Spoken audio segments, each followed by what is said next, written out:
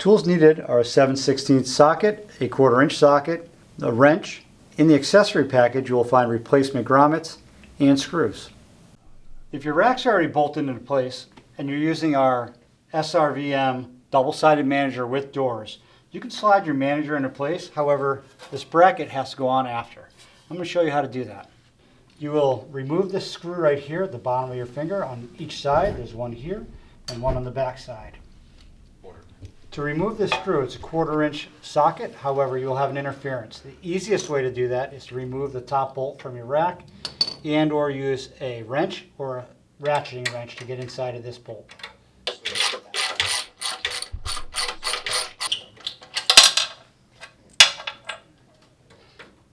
Now that allows access to the screw.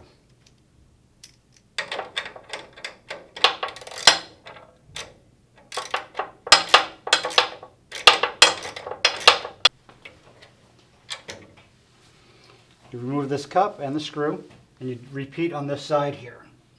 Now that we've removed our plastic screw to have access, we remove this bolt to get access. We're going to slide our new bracket into place. Folks, by the way, we do send a new hardware kit that includes new plastic grommets, so make sure you use those.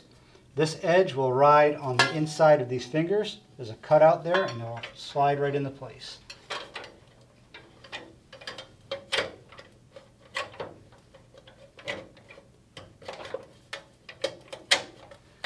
So, once we lock that into place, your cutout of your base will slide into your fingers.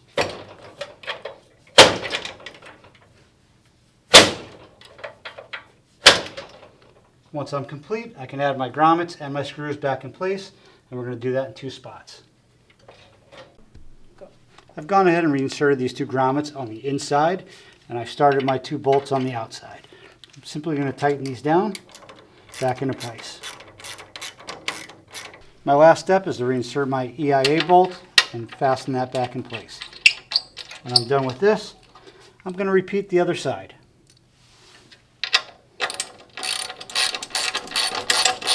So I'm going to show you how to install the top rear door bracket.